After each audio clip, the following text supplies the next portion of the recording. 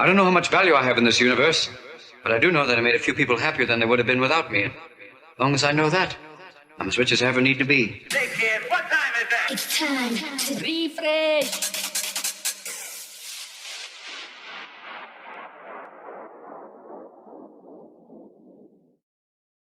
So the next one was Think About the Way then, wasn't it? Oh yeah, so we Think just About decided What to go with Think About the Way because that was already like... That was done. It was being done for ages, but it was like... It was just the a cappella from the... whatever, it was by ICMC. Think About the It Way. was just that, and then so they obviously wanted to re-vocal that and stuff. So we just went with that in the end, didn't we? We didn't get the third one, did we? Or we did do a third one. What was the third one? Because we touched Lucky. We got Abe and Cookie, didn't we? Oh, we did. We got Abe and Cookie. So we touched Lucky with that, really. Because we were just you randomly asked them one day, didn't you? Can you get... You'd always wanted to do like... I wanted to do Feels the Like one, Heaven not or the what big... of it. Yeah, Feels Like Heaven was the one I wanted to do, not the big one, because obviously the Key to Secret's probably the biggest one. And that got Abe done and by Cookie, Puddy, and that had didn't been it? done by Puddy, Not long. But I always preferred the other one anyway, growing up as a kid. It was always the one for me. So at this moment in time, so we're talking like say 2004, 2005 ish, Maybe, yeah. right? So I think- Who were you associating with? Who was involved in the music scene? Just Rob and Red, innit? Rob, I'd say. Rob, Ian, Carlos from Carlos, yeah. Pleasure Ian. You see people all We the had time a few 'cause they're people, record well, shops, Colin yeah. Edwards, that fella that was a Oh, yeah. P&R guy for Ministry, whether or not Something he like was, I that. don't know. A&R, was it? Yeah, A&R, that Some was sort the of black A&R or that something. got sponsor was, and he took us up to the Oh, View in the Frodsham, to View, yeah, be it was fair. sound the View. That was a bit of an insight because It that was kid... a massive insight, yeah. Well, he took us in there. Obviously, we had CDs with us, mate. You don't, you know. And he introduced us to a DJ. And I said, we've got some CDs here. And the DJ said, well, can we go out to the car? We went out to the car park and launched these CDs in the car. And as soon as he pressed play on, don't you know, when it started with a scratch, Yeah. straight away he just pulled his headset to the car and he went, fuck off. I've been looking for this tune. And I was like, have you? And he went, was this yours? And I was like, yeah. And he was like, can I have this CD? I was like, yeah, it's, you know, can't take it if you want, you know what I mean? Realisation of the reach. Realisation of the reach, yeah. You were like, We'd already, wow, yeah, how does he know although it what was that only is? the View in Frodsham. It was over the water, mate. Our music should never have been going any further than Well, you just didn't... Rob and stuff like that, you know what I mean?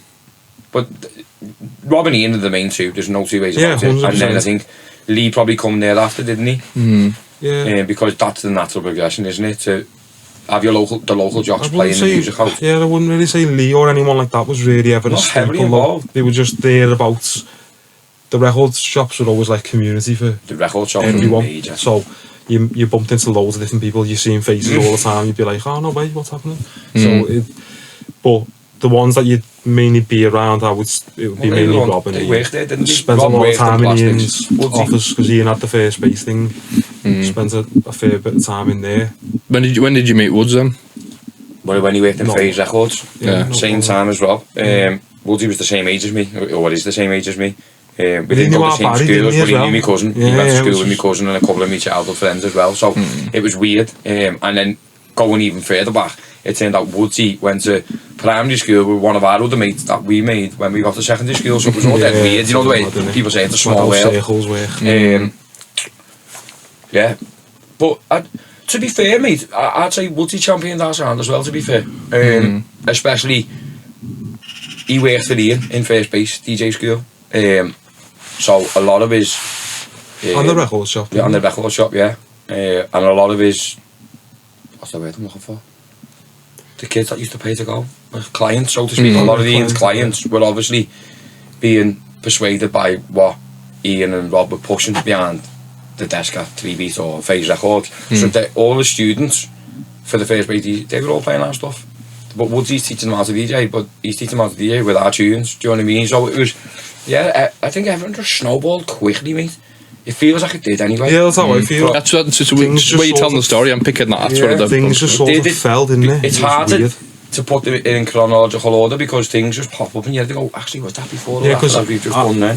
One person I almost leave out of my mind a lot, and I shouldn't. I feel bad for it. It's Puddy. Puddy, Because Puddy was what a guy. so What a staple guy. in getting us like. He got us down the studio, didn't he? Once Good Life had come about, I sent him and don't one you know, message on Out All it was Night out, yeah. and said to him, blah, But blah. he'd been aware of what we were doing, like roughly where like Rob had started playing like Good Life and stuff. Yeah. We were getting, I don't know whether we'd got a section on that forum board at the time, But we end up with like a section on there so people could keep data for tunes and that. Like loads of producers didn't they? Yeah, Quad had Lies one, had yes. one. Obviously, Wayne probably didn't at the time. Stevie I don't think Wayne came was about at one point. He had Stevie one. B, Yeah. So, just started. What was it? Oh yeah, about Puddy. So, and then you messaged Puddy, didn't you? Yeah. Or Just sent him a direct message on that all night, wasn't it? The way you could message Yeah, users on forum boards. But he invited us down the studio on Vauxhall Road, was it? Yeah, Down Vauxhall literally the Road next somewhere. day, went and met him by 3 weeks, didn't we? And that was sick in there. Oh, It was that like, it's a proper studio, you know what I mean? Like, there's a corridor and then like 2 rooms going off with a little see-through window into the other side. Into the all other that, side. all the equipment. He had so much, all racks of stuff. Not just the Synths, downstairs, decks. walking through the downstairs How door, much and it was vinyl just was there? vinyl. Yeah, like, it was ridiculous. units like that, just full of vinyl, right the way around the room. It was like, So he was oh. like, and he gave us a CD, if I remember rightly, full of like loops and all Yeah. that. So that was like, he He was a was good to massive, us, wasn't he proper championed people. I think he was kind of like one of them people who was, he was selfless in like pushing other people. And he didn't let that get in the way of him or his progression or whatever he was doing. He was like, I'm just happy to help. And them people you don't come about often. No. Them, you know what I mean? Most people are only in it for themselves or... Just the sheer fact that he'd messaged you back was like a head fall off moment for me, because it was just crazy. The fact I didn't expect him to message me Because back. we'd be there quite regularly in the end, Yeah, going yeah. down there. It was only a walk from town. So we'd go quite regularly then, wouldn't we? Yeah. See him and stuff. Well, And Quad would be Quad, there a yeah. lot. So yeah. Always forget to mention Puddy though. Puddy's a proper nice fella though as well. Cool fella. Proper Had nice. many a good night out with Puddy. Oh, Even though no, he used to no. fall asleep standing up drinking an amaretto one. Oh yeah, forgot about The only that. fella you see Stand up, stand up in a bar red, drinking amaretto one coke, but his head would literally be there. Class. He'd be gone. Yeah. Class. So moving forward from there, what sort of came next? What was the next sort of Well, change? From Pez probably would have came all this kind of gear, wouldn't it? Incentive, getting More, all those yeah, remixes. more bigger contacts Yeah, again. bigger contacts. Just, Bigger people getting hold of us for remixes. At what point did it sort of how can I word this? What point did you go, fucking hell, we're onto something here? I Do you know don't, what I mean? I don't think I ever did. That's what I was saying to you earlier. I don't think when you're in the moment, you don't notice what's going on. And some of the contacts you've got, you don't realise it at the time, and now you can use it to your benefit. You know? These are the big ones for me. Like I was I'd constantly on the phone to a fella from Incentive, Calvin, proper nice Yeah, fella as well, Calvin. and he was always asking me what I'd been up to, always wanting to send over tunes. And then I remember him saying to me one day, if you ever want to do anything from the back cat, over Incentive, just give me a shout and I'll get you the parts. I'm like, yeah, what? Give us 2 So minutes to like, write I a remember list. asking him like for, I think it was at the time, was like, was it being Beautiful by Matt Derry? Not dairy, yeah. Might have been them parts for that. And he'd said, we can't give you them because the rights have been reverted back to him now or something. I was like, oh, gutted. But the amount of tunes that are on their label that I didn't even think to look at, Yeah. and I could have just got remixes of, like legit ones as well though. And I'm like, Warrior and all them. You're like, oh, yeah. It is a good label, yeah. It had some good tunes on it, like could have done like Takeo. That was on Incentive at one point, wasn't it? Like there's a fair few. So yeah. That's what I'm saying. Walking into the moment, HMV you don't realise you've got this. No, I next remember one. the moment walking into HMV and seeing that on the shelf, and that was a CD single. Which one Oh, was CD that? singles, yeah, they were the big. They were the big thing Seeing for like me. a CD Walking single, into you and me, HMV, yeah. United Nations. Well, thing. Candy J come before you and me. Oh, yeah, I suppose it did. Candy J was the first one we done, wasn't it? Yeah. And Seeing it on a because CD single, like what my dad used to buy for his discos. it was in the charts. Probably, yeah, That was I the maddest suppose, yeah, part. It was in the charts. It was on the wall in HMV. I think it might have been number, say, 5, 6 at the time or what have you. And actually being able to pick up the CD and reading whose remixes on there and one of them was ours. Yeah, that was the moment for me. That was like, That was Yeah. mad, like. yeah, we're making something here. You know what I mean? This is actually happening. This is not just us messing around. This is not just local anymore. It's Yeah. not. Making money, I think, was the thingy for me. Once I realised you could make money from this, wow, people pay you for remixes. Yeah, checks were coming in through the door nearly every other week, and it was crazy, mate. It was fucking mad. Yeah. So were you doing music full time at this point? I always did it full time. Like I got lucky because my mum and dad, like it was always with us. It was always once you leave, you either go to further education or you get a job. Yeah. You don't sit Simple as down. that. My and do dad's nothing. old school, mate. Yeah. So it was like But my mum and dad would see, I'd just left school when I was like kind of jumping into acid.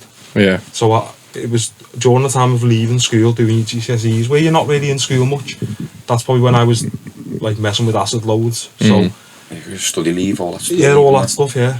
So what was I saying then about? Sorry. Like doing it full time. Oh yeah. So I touched lucky because my mum and dad could see that something was happening and was thinking, if we push him into something now, he might lose this. So let's let him run with it. So my mum and dad just let me. I didn't have a job. I wasn't earning money from music like on a regular basis, or it wasn't enough to keep me going. Like I wouldn't have lived on my own from it or whatever, or like I wasn't paying rent to my mum and dad. I'd pay little bits if I could here and there, but yeah, every so often you'd get a check for the door, it'd be like 300 quid for the remix, and then sometimes you get two at once and you'd be like, oh no way. So yeah. It's not bad, is it? Nah.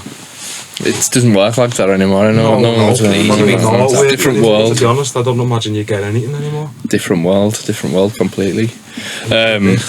So yeah, so like after you've started doing these remixes, were you getting people asking you to do gigs or out like that? Well, it's something that you were really interested in. I just didn't want to do it because, like, and I think without him by my side, I probably didn't have the confidence to go out and play a full hour set on my own without someone sort of. I suppose I was happy beat matching and all the rest of it, and actually mixing between tunes. It was levels I struggled with, and I didn't used to struggle with them until I DJ'd next to Chris, and he used to constantly tweak the mixer. And he'd be leaning over and he'd be tweaking it. No, I know that. But so then, if I'm not doing that, I feel like something's missing, kind of thing. So if he didn't want to come along to a gig that I was quite happy to go and play for somebody, I wouldn't go. There was one, and that was quite simply because we went to the Tuxedo Princess, which was the boat in Newcastle. And I don't know why, but Puddy, Neil McCluskey, all them, they had quite something to do with Puddy. They had a big involvement in the people who ran that boat for whatever reason. I can't remember. It might even be something to do with that scoff from Ministry. Yeah, maybe. Maybe, but I'm not too sure what that came after all Deejays days, to be honest with you. So that was the only one gig I ever done on my own. We done Maxime's once. And I was happy doing it. It was sound. I think I might have had a few dodgy mixes. The first time I DJ'd on CDJs, not vinyl. Yeah. And I knew there was a setting on them where if you touched the top of the platter and pushed it forward, it just done the same as a vinyl. Yeah. But there's another setting where if you put your hand on top of the platter, it just stops the deck dead, doesn't it? Yeah. So the DJ that was on before me, I asked him to make sure that it was set so I could push the tune on from the platter to basically pitch bend, you know what I mean? So he gave me the thumbs up and that was it. He was happy days. Done my first mix and it just went to shit because the minute it was to the top of the platter, it stopped. And then I let it go out of panic probably. Yeah. And it come back in and it sounded like a fucking horse racing through the club. It wasn't great. And then I think I said, because Puddy kind of stood there looking at me like, what's happened? What have you done? Why? And I said to him, I asked, I think it was Neil at the time, to do this. So Puddy jumped on, pressed a few buttons, and he tried that. So I got the cue on my next tunes. Yeah, that's sound. Push it on a bit. Yeah, that's sound. That's what I need. And the only other thing I remember from the set was I played the Total Control thing of What the Fuck. And it's got a big massive sub bass in it, hasn't it? Oh, yeah. That sub bass in the rhythm. Big massive. On the breakdown. Yeah, on the break just before the bass. Yeah, just before the breakdown, yeah. And like they rattled the old club to the point where I thought, I just blew a speaker there, you know what I mean? I think the fellow who was running like came over and kind of turned the master down on the mixer. But yeah, I probably would have done a lot more gigs. Yeah, had it been for them being a bit more open about doing them. Should have done a lot more gigs. Should have. Did you see them Maximes as well? We done Maximes once, didn't we? Yeah. Done like, I remember Mark Simon coming up to me once in town and he was like, love your stuff at the moment, love your breakdowns and that blah blah. He was like, can you DJ? And I was like, yeah. And he was like, properly though, can you? I was like, yeah, I can beat match, I can mix two records, yeah. I'm not an amazing DJ, but I got the gist, like, fancy doing a little set? I was like, where? He was like, in the Funk Stop. I was like, where's that?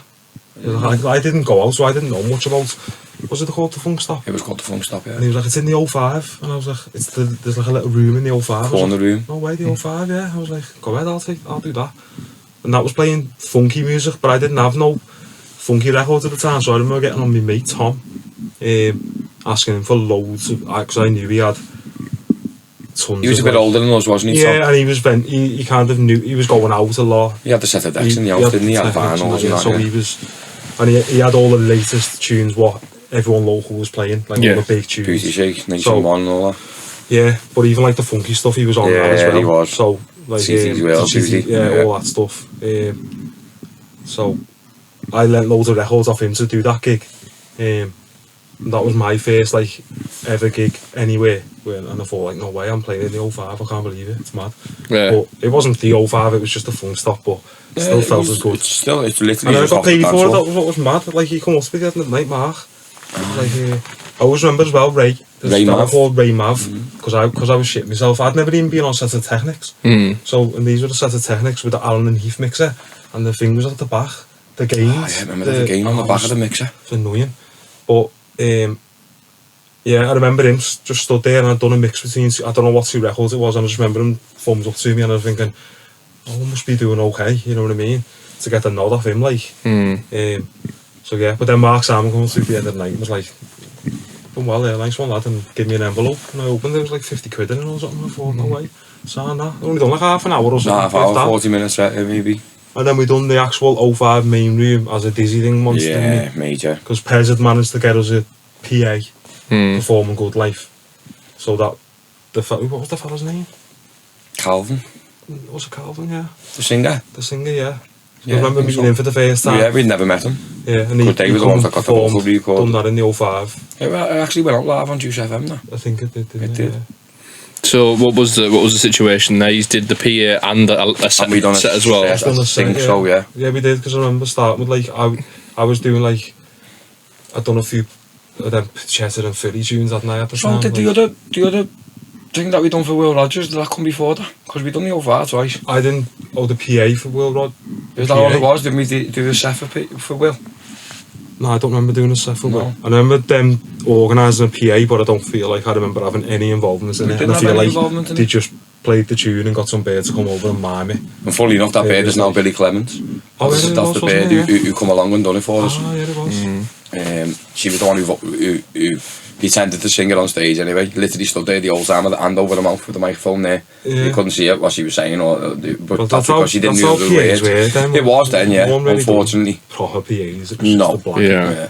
But It's interesting though. That must have been a sort of full circle moment for you, where you thought, you know what, we've went from like making these tunes or whatnot, and you're now in the legendary sort of Yeah, 05 the one. 05 the was- 05. being in the 05 was mad. Well, being interviewed at the top of the tower by Lee, getting asked to come onto Yeah, onto that the was radio heavy. show by Lee. I think we done that twice in the end.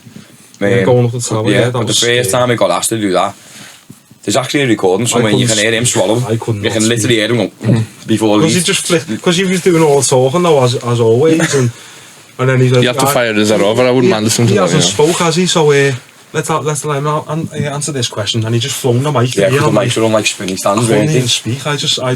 You can literally hear me swallowing. And he loves me chicken nuggets, the cheeky bastard. So yeah, they were all like good experiences. Yeah.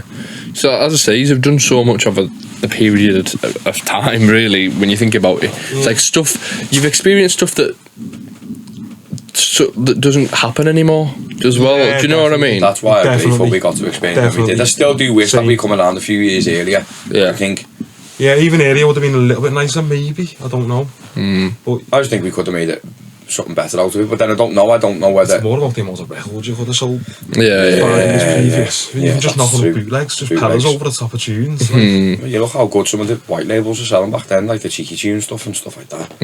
Cheeky tracks, yeah. And cheeky tracks. But that's even the one, just sorry. bootlegs that people were just doing back in the day, but like it'd be like Simba sings with like some vocal over the top, Yeah. and then someone would press like 500, 1,000 of them, and they'd all sell. People Very just gone. buy You're them. doing and you think, represses. How many people were just doing that back in the day?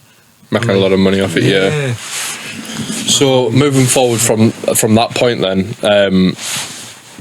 what sort of was next to sort of 2006, 7, 8, 9 era? Don't they? I think all the stuff with Your Love, that probably played a big part in like me almost just. It was probably the start of a decline. thingy of me showing interest. Like I just kind of lost it. I felt like everyone was just out to snake, yeah.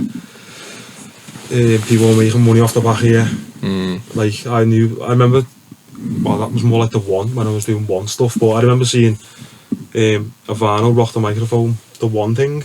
Remember I done that as a One remix. I done Rock the Microphone anyway. Off the top of my head, I don't really know. That was an MC swing, wasn't it? I from back in remember the day? seeing it on vinyl one day, thinking, just press that, you know what I mean? It was on like, there was another tune on the back. It might have been like a Bad Beaver tune or something like that. Or Alex K, I think it was Alex K, sorry. And then I found out it was Nelson Santos.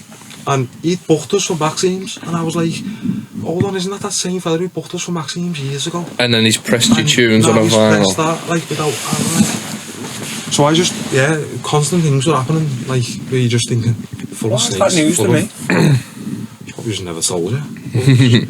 That's terrible, that though. I just felt like it was just, that's all the business was full of. And It was starting to get that way, yeah. Yeah. Felt like people were just in it to make something off you. Yeah. And if they couldn't, they'd fucking just leave you. Yeah, I get that. So, where does the total control thing come into this? A little bit after, innit, I think. Yeah, well, When, like, They said 2006 this. Was I it? would say about roughly around that time, yeah. It's hard to pin. I'd say it was Because- early, I'd started making well, I've done the Pachetta and Philly thing a few times with, because I got That's talking to some Tom fella Gregson. from Leeds. what radio station? Galaxy, I think it was from. I thought it was Key 103, maybe. No, Galaxy, I think. Tom Ferguson, I think his name was. Yeah.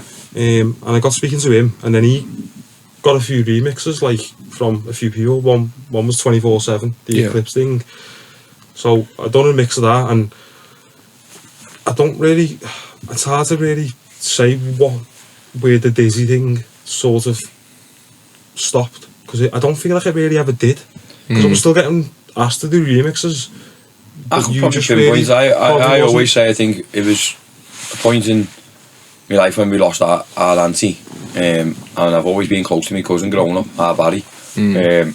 They're actually Barry and Matthew, me two mates. Oh, they're they're actually labels as the Little Rascals. Then if you look at credits on like You and Me remixes, they're actually in the credits. Although it's got nothing to do with them, they just like just a laugh. it was just a laugh almost. Because the Little Rascals were just a made up imaginary duo. And they were like quite happy to step into that place of being that duo. But they wanted to, didn't they? Because they were going out to pleasure. Yeah, they used to go out to pleasure They were all all, the time. they wanted, like, I don't know, like, they were, we were saying earlier about some people have this, like, they have a good persona, they just have a good way to put themselves out there. Yeah. And, Barry's like Yeah, that. he's Matthew's the same, they're outgoing. Both nice lads, You'd yeah. you'd Chat go to to like anyone. them instantly, you know what I mean? So, and I think they kind of like the idea of being able to go to people and go, we made this tune, Yeah, you know, this is you know our what I mean? tune, I think they kind of enjoyed that. Whereas I wasn't confident to do that, so... But when she passed, my auntie, I went and spent a hell of a lot of time with our Barry, to the point when I practically lived in his house after she passed. And I think that was probably the downfall really of the Deejays. I think that was the start of him starting to make his own moves, realising that I wouldn't say I wasn't in it for the long haul, but my interest had faded. But I think my interest had probably faded a little bit because of the whole YOLO thing as well. And people not getting paid up for things that you're meant to getting paid up for, chasing people for money, trying to get agreed fees off people and then trying to knock you down to with like we agreed 500, can I give you 4? No, we agreed 5, just give us the 5. All that kind of shit. But I think probably at that point, to be honest with you, I felt like my job was done. Because the middleman, I was the middleman, and I started kind of getting cut off to a degree. Like the record labels were starting to ring you, weren't they? Rather than me to speak to Chris, which made sense. Why wouldn't you cut out the middleman? But once his number started getting flying round, I think I kind of pulled away from it. Yeah. And then I think it allowed other people to sort of get involved and say to him, "Oh, why don't we do stuff together?" You know what I mean? Because I wasn't around, I wasn't there. That's what I put it down to anyway. I mean, as you're saying, maybe you're not 100% sure, and then obviously he's saying he felt a certain way about music himself at the time. So I think it might just been a natural dip, so to speak. There was definitely things that caused it. But as you said, it never sat down in the room and went, "Should we stop making this easy stuff?" Yeah, okay. It never really fizzled it just rather fizzled than And it dampened for a bit, didn't it, sometimes, and then it'd peak again, a little bit, and then it'd dampen back, but yeah. I don't know what I started doing. I'm trying to think when I started doing the One stuff, because... So did the One stuff come after Dizzy? Yeah. Yeah, Right, okay. and I think it came it might have even came as a result of, because Total Control was kind of, I'd made Under Control, and Right. I wanted to basically strip everything back, make it more pumping again. Because it felt like everyone was just sort of going down that same, like The what commercial Nick was weren't doing, it? It was the commercial Clubland, Clubland stuff, like yeah. the BCD, like the whole. vocals and riffs. We were all kind of copying Sims. Mike as well, like, so I just wanted to take it back and make it a bit more pumping again, Yeah. and like weird riffs and just raps, nothing too fancy. You know what I mean? So I done Under Control, and I wanted to slow it down. That was a big thing, because I'd noticed even through DJing the few times that I DJ'd, I couldn't. I'd get to a gig and I'd start playing my tunes at whatever speed they were made at, and then someone would always come up and pitch it up on me and say, "It's too slow, this." And I'd be like, "Well, Yeah, whoever it was running the night, not just a Sam, random. do you know what I mean? I didn't know you could you could have it too slow or too, you know what I mean? That was kind of new to me. So, but I didn't like it. It was like sometimes you turn up, it's like 154, and you're like, No, thank you. what's going on? Or even 150 was fast then. 148 was fast then, because we were like kind of first making tunes at like 142 and 143 and that, maybe 145 towards the end. the end, but never quicker than 145. I don't reckon. Never. I And wouldn't then, say. so Total Control, I wanted to just slow it down. So, yeah, and strip it back. So I done Under Control. I'd showed it to Rob, or you did, whatever way round. And then Rob rang you one day, didn't he? Yeah, it was And about asked you that what the idea was behind Total Control. So he mentioned that our kid wants to just take it back a bit, blah, blah. So then Rob was like, I want in if that's something you just want to go for. So at this point, had you wrote any Total Control stuff? No. No, okay. Only Under Control. I'd made Under Control, That was it. and that was it. How many tunes would you have made in that under that name? Under Control. Was that an alias? No, that was an Total alias. Control. It was still Oh, like right. The Total track was Control. but I Right. put it under the Total Control alias. That was the first time I'd used that. So alias. as it stood, there was no. You didn't have a name for it or anything like that, It was like an Total alias. Control, Under Control. Right. Okay. That was it. And that was because of the remote. Was the remote. The Yeah, remote, I'd seen yeah. the remote. I thought, I'll use that. So yeah, done that, and then obviously Kane wanted in. So the Moby thing, that kind of just came about because Kane just wanted the donk mix of it. So I just knocked up a quick mix of it, and then sent him it over. And that just ended up going out as a Total Control thing. I Yeah. don't really know why. Because at the time I thought, when he said about just doing that, I was like, it doesn't really fit with what Total Control is though. I was like, oh let's just do it then. You know what I mean? So, Well, you done all them things and it that kind you of know makes... when you them donk ups because Alex Hayes I'd had come done- over from Australia. Well, yeah, I was And doing that's all what he them was for doing. Red, wasn't I? I was at Saturday Hours one night and I'd just done a donk up of Lock and Load Oof. and I sent it to you, didn't I? Or I showed it to you, and you were like, showed it, heavy that, and I was like, lad, I haven't done nothing to it, just put a donk in Two it. channels. There was two channels on Acid. There was the tune and the donk. That was That's it. it. I didn't even put kicks in it or nothing. Sent it to like Red and that, and they were like, lad, can you do that with other tunes? I'm like, yeah. So they were sending me all kinds. What's your name was sat in there. It was Sat in the studio, office, yeah. and I think I must have knocked up like You did, 5 or 6 booties, like within them few hours, just donk ups, dead Yeah. quick donk Yeah. ups. So yeah, that was sort of in between the Dizzy stuff, wasn't it? Yeah, in between, yeah. I'd So, say. but yeah, I think what the one stuff came up because once Total Control became a thing with Neil and Rob, I kind of had this thing now where like, well, I was just about to start something there. Like, so what can I do What do I now? do for Because myself? I still want to do something for myself. Yeah, Rob So was that's only when going down the once a one- week, innit? That's when the one thing just come about then, just thinking that. So at that moment in time, it was like you were meeting up once a week with Rob, and he'd come over and you'd write a Oh, tune, yeah. So and you'd be doing when you've got your own free time, you were doing just the doing one the one stuff, stuff, right? yeah. Okay, that makes sense. Rob would come down once a week at least, sometimes twice. Yeah. But I'd say He'd spend once the a- day there though, wouldn't he? Yeah, He'd be there like sometimes we'd 9 do- o'clock in the morning till like 5 o'clock. Yeah, Like it'd be a full day. Mm. And sometimes we'd do one tune, sometimes we'd do 5, sometimes we'd do 3. It just depended. And I think the first time was hard because it was all about learning What? how to work yeah. with each other. Yeah. Like I said to you earlier, when Rob first came to ours, I was so like not in awe of him, but like I almost felt I went closed up. I couldn't open up because my confidence would be shot, and I'd be thinking, oh no, I can't believe I'm sitting with Rob, you know what I mean, like making a tune with him, and I'm like, I can't even focus because I'm not thinking of like Do you know what I mean? Yeah. So I found it difficult to like open up. It took me a good while, I'd say, to actually get and to open up and that in front of Rob, just being creative. But it was kind of just going through samples. Yeah, to be like that one. Yeah, let's use that one. Kick drum wise, and then I think the first couple of tunes were probably just effectively duties, weren't they? Down covers, or just putting it. I don't know, kind of. Axwell, like you think about the Axwell. Well, the Axwell thing was done. That was like because Rob said about we need to do something to follow up the Moby thing, like a dunk up to follow up that. So we done Axwell, which was like a remix of what tune was it? It was an actual remix of a tune that was in the chart at the time or something, and it was big in the funky house scene. It was massive in the chart. Big in the funky house scene. Yeah. It was like what band was it? I don't know. Anyway, so we done that. I think that was just done dead quick, and then straight away that's when we started. Hi-Fi. Hard to beat, hard-fi, yeah. You'll know the tune. Yeah. Well, we started doing. I think straight away after that we'd done that bootleg. It only took maybe like an hour or two tops because it was literally a bootleg. And then we started doing. I think it was that.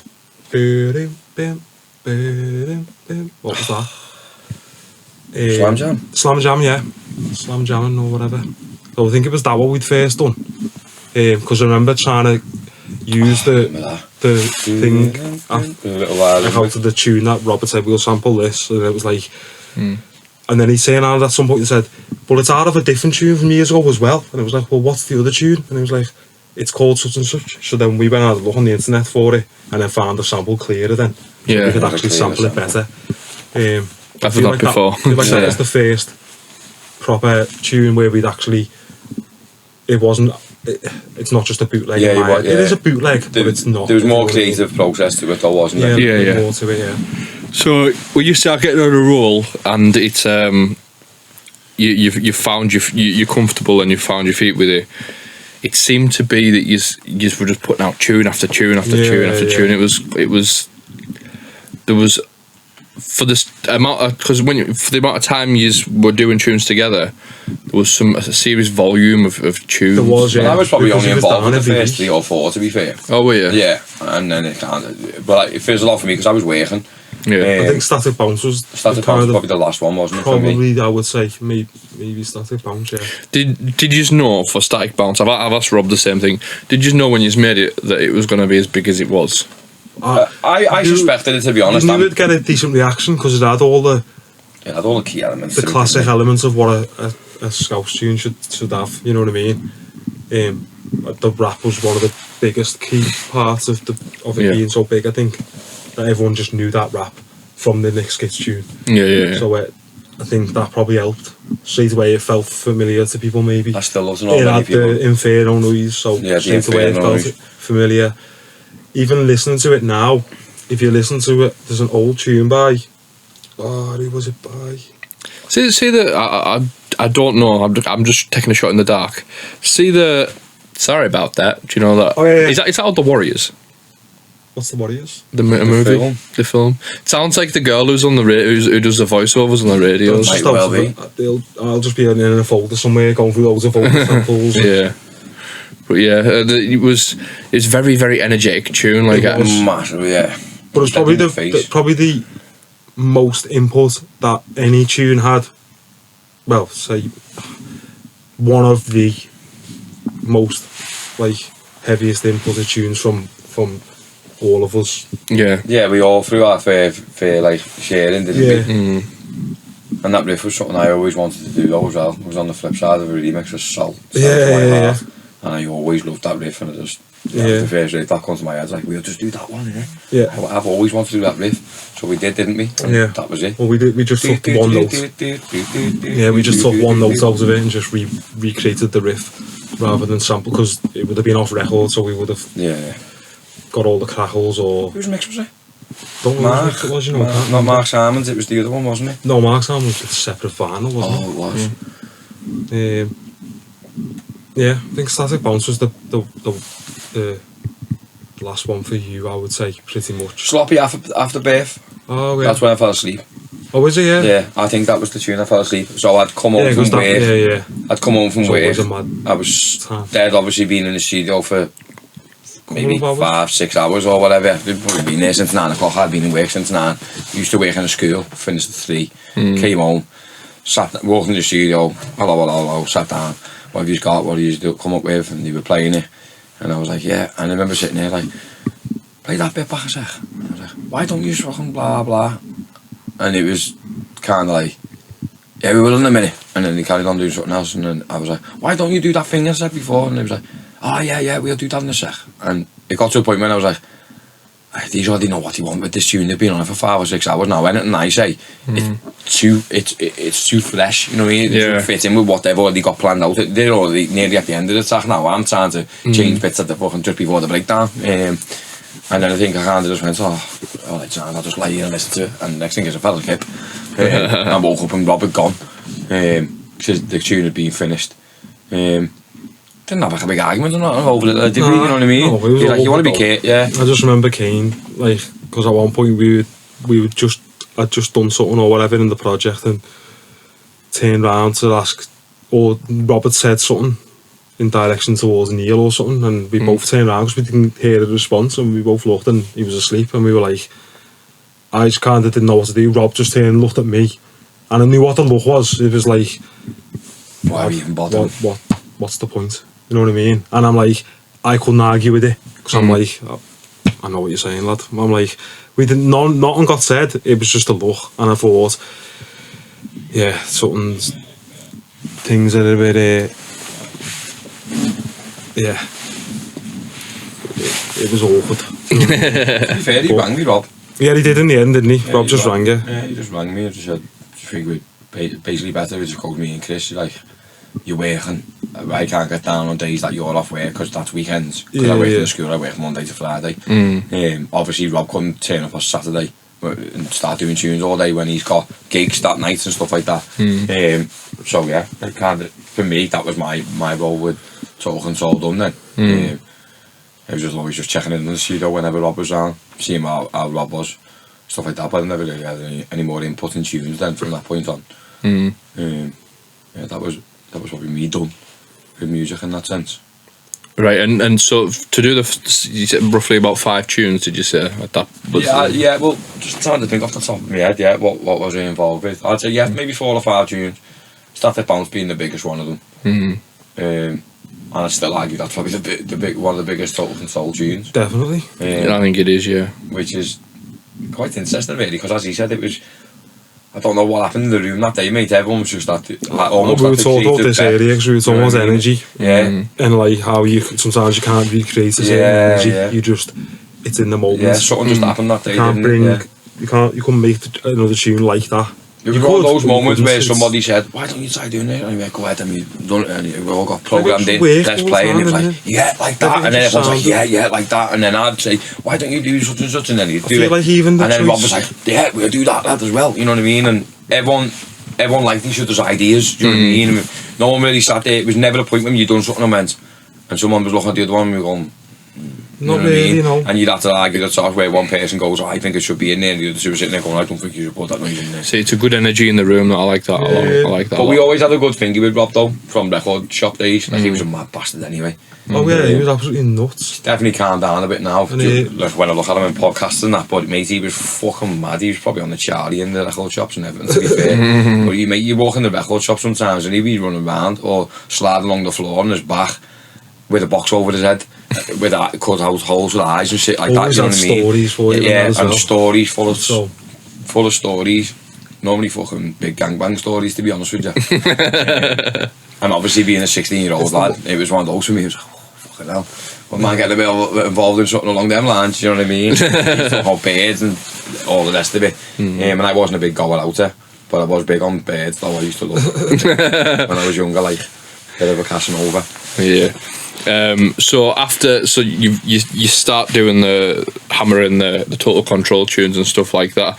You do a couple of official remixes for people and stuff like that. Well, in your opinion, what was the biggest Total Control tune? Your favourite, not the biggest. What's my favourite? Yeah. I feel like, does it have to be, so, you mean? Yeah, no, I've got a lot of questions to ask Is you. it a So Total Control one or just one that I made with Rob? no, Total Control. So it can't be Kane and No, Clark? no, Ken and Clark, just Total. What's my favourite? Yeah. Ooh, fucking hell, I can't even think of them all now. That's the problem. There's ones that you'll forget about. I really enjoyed at the time of making it. What the fuck? Right. I love doing all like the flicky things with all the drum that we did. Yeah. And all them like, yeah, it was boss that. I probably enjoyed that. What's your favourite Dizzy tune? Dizzy tune. Have I got a favourite Dizzy tune? Have a think. Oh, fuck. I feel like it's just got to be Good Life. I feel like it's got to be Your Love Me. Do you? Yeah. Interesting. Yeah, I feel like it's got to be Good Life because of Good Life was always a boss tune to me. Yeah, and that's why it's not. That's why I'm shaded with Your Love, because Your Love was new. made by us. Yeah, I know what you Good mean, Life it was a glorified beauty, wasn't it? Almost. Yeah. Whereas Your Love, I mean, as much as that's just samples snapped together, isn't it? Start Yeah. to sit there and pick out a vocal. Start to sit there and go, no, not that one. No, not that one. Yeah, that Yeah. one. And then, even then, obviously, once you find your vocal, sometimes on an occasion you go. You might have had 10 vocals to start with, you narrowed it down to 4. They did. Most or of them 3. tunes had different vocals. Yeah. I wish I'd still have them now to show people. I was about to say, like, that'd listen be to what this interesting. was like. There'd be times when you Originally. knock up a tune like that and the vocal would be like Your Love is now. And even after hearing it for about a week, going, It wasn't should sure. we just put that other vocal on instead? Yeah. Do you know what I mean? Should we just get the whatever vocal that we had in mind at the time, should we put that on instead? And then you put it over again, you press play and you're like, no, Your Love definitely works better with it, you know what I mean? So you were going with Your Love. Yeah, I'd probably say Your Love, yeah. But then, I think everything that came after the initial days of Dizzy DJs was a remix, wasn't it? Yeah. Nothing else is Dizzy DJs fronted, it's all remixes. Remixes for Most of Extensive, the Dizzy remixes stuff for is in the end, ATW, towards the end, remixes yeah. for BCD, everything was Yeah. remixes.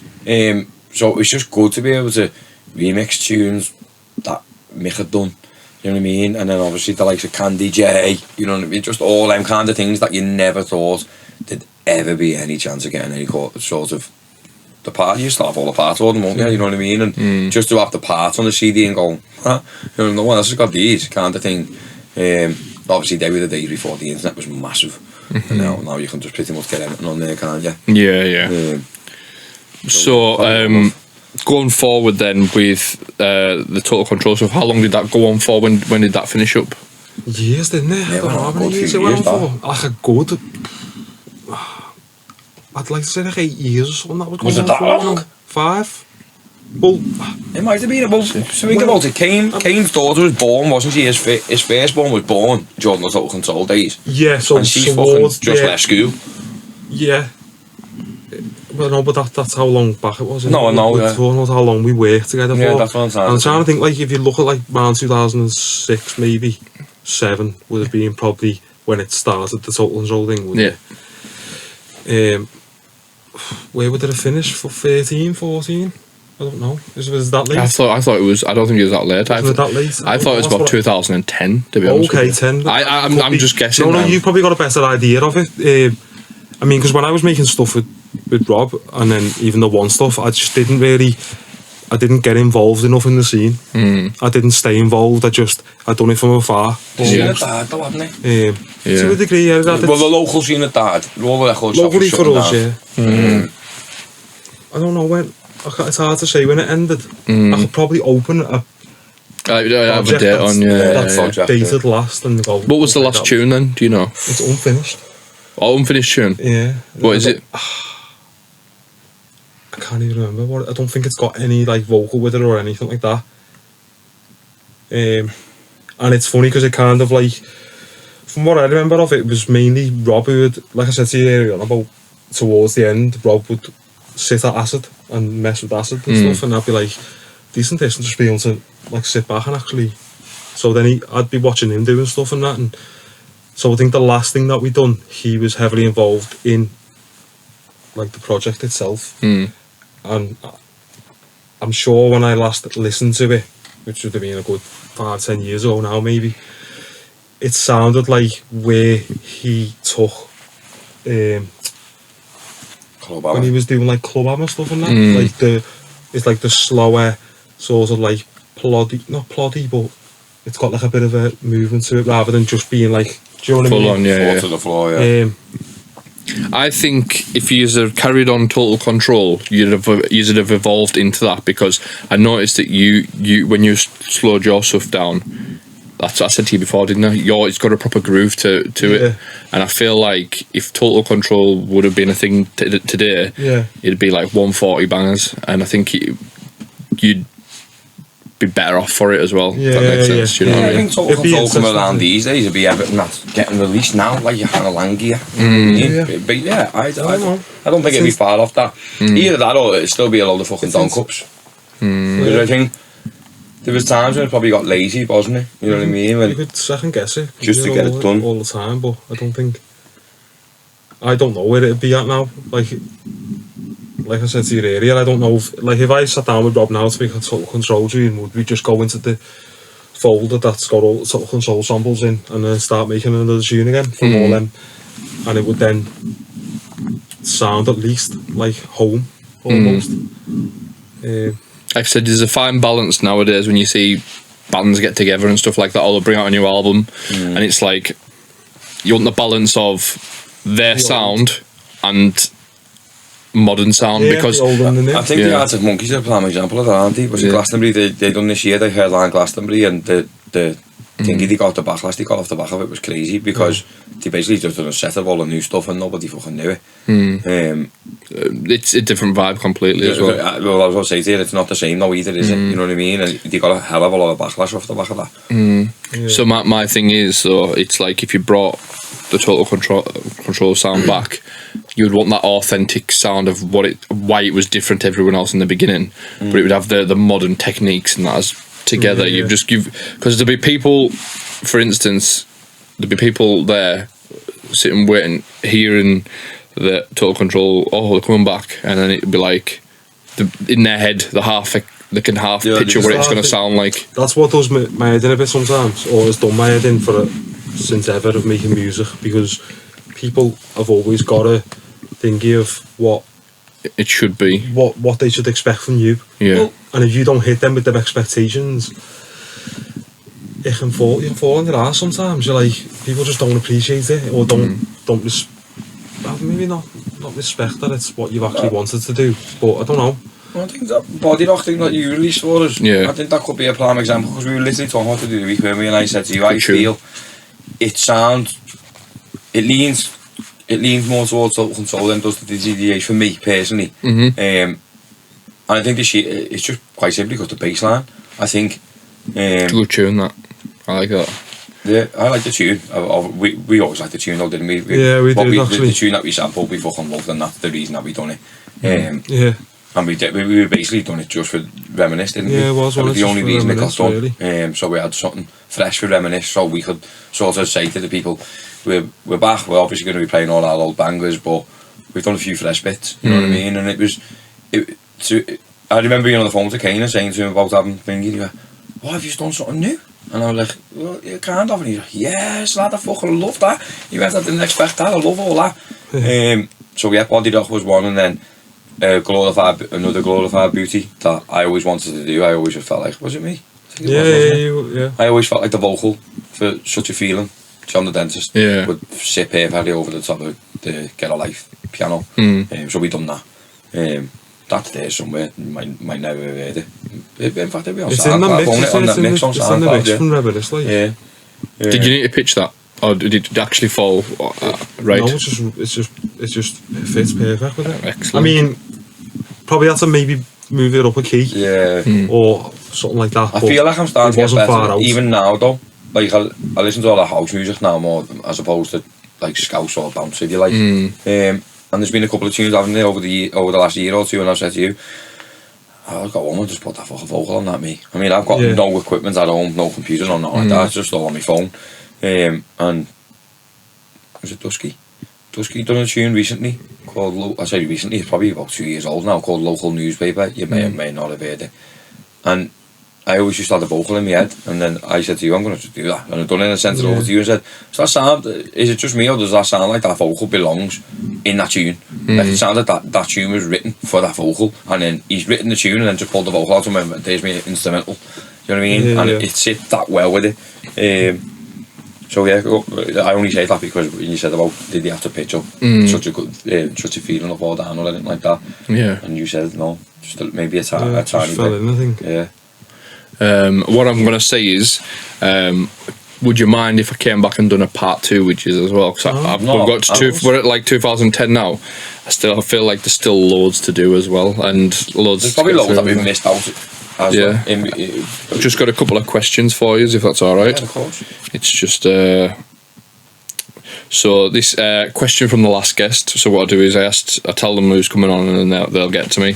Yeah. So first of all, I want to congratulate you for Crazy Train, my all-time favourite tune. Not that, innit? If you were to redo one of your old tracks, which would it be and why? And that's from Cal, who was on the last episode. Ooh, I don't think I would, you know. I hate revisiting tracks. Me and Rob started to do Your Love years ago, a remix, a Total Control remix of Your Love. I couldn't do it. I said to him, nah, I can't do this, Rob. So we just deleted it. So I find it hard to revisit tunes because You've already done it. yeah, and I feel like I can't. It is what it is. That's what I've done That with was it. my attempt of it. Yeah. Like, and people like it, and I think sometimes people think that you're gonna do it justice because it's your tune, you've redone it. It's gonna be good, isn't it? And then it's not. So what about? Okay, we'll change it a little bit then. What about with the production techniques you know now? What's one that you would go and polish up? Every fucking one of them. That's a big one though. Pretty much. Ooh. A Dizzy one. Just anything in your back catalogue. What one would I clean up if I could? Because that's all I'd be doing, cleaning it up, I think. Yeah. I wouldn't expect you to change it. Like, I don't know, you know. That's a hard question now. It's hard to remember even all the tunes. yeah. They keep coming back to me, like, from the whole pod. Another thing as well with Crazy Train. Tune that, by the way. I was going to say, yeah. Tune's an absolute The banger. kick and the bass and that Everything in this is still sounds better than most today. Yeah. It's solid, absolutely solid. Yeah, I like that though. I remember when they done Crazy Train, I remember thinking that's a fucking banger, that. And the fact that they used the Jonah thing as well. It was a Jonah thing, wasn't it? Was Yeah, it was. Yeah, it's on the second I breakdown. was gonna say, innit? what was the first breakdown with So you Scoop? know more than I do. Was the first breakdown Scoop? No, I don't What think was so. the first break? Because it was one of those ones where we done 2 separate breaks again, wasn't it? So the second No, it was one's just Jonah. the first one was just the actual part out of Crazy Train, wasn't it? Yeah, it was the piano. Doing all that. Yeah, dun. Yeah. and then the second breakdown goes into Jonah. It does, yeah. I forgot I did Jonah. that. Wow.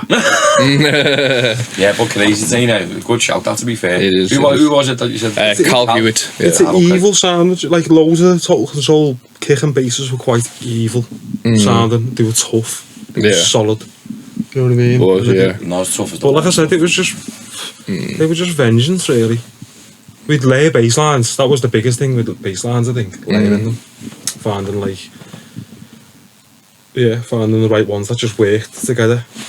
Yeah, right. We're going to tie up today if that's okay. It's been an absolute pleasure having you on, mate. Like, honestly, class. It's been boss, to be fair. I'm just sorry I couldn't be here from the beginning. No, it's fine. It's fine. Come across I think it's added a dynamic to it, mate. Where we've had a chat. You've came in as well and added to it, and I like talking to you. To be fair, like as Same, mate. We've said that. It's good. It's When always you a good text chat. earlier saying about nice to catch up with, or that's the main thing for me. I mean, I was shitting myself over pressing record and that, so but just the chat in general was just nice to be. How less stressful is it now you've actually sat here and done it, and you think to yourself, like, fuck it, it's just a chat we've It had. is. After the first 10 minutes, I think you probably mean- forget the camera's there, don't you? And then you pick me nose a few times, to be fair. So yeah, you kind of forget the camera's there, don't you? Yeah, so if you've enjoyed this, then share it with your mates. And if you want to watch more episodes, go to our YouTube. It's time to refresh. And where can they find your music at? Where's the best place to find Which the Scout stuff or any of your music? so still got a few There's a one SoundCloud. Yeah, there's yeah. a Total Control SoundCloud. There's a Dizzy Dizzy, SoundCloud. One of the And guys on card, isn't there? There is, One, yeah. one, yeah. And then obviously the Tough Cookie, or the Cookie Dough Records thing, which Yeah. is the main one at the moment, which I do need to get some stuff up on. So So I'm slacking on that at the moment. Right, excellent. Go and check it all out. There's like literally, when you sent me that Google Drive, there's literally like something there for everyone. You A got the variation. USB, haven't you? I forgot you had the USB. Well, it sent you the whole thing. Didn't it? The Google Drive. Yeah. That's basically my USB. Yeah. Easily. So. But like, there's literally something there for everyone. Yeah, Like, there probably is. Yeah. like if you like the slower, groovier stuff, it's there. If you like the sort of pumping stuff, it's there. Do you know what I mean? But yeah, it's been great. See you again next week. See you later.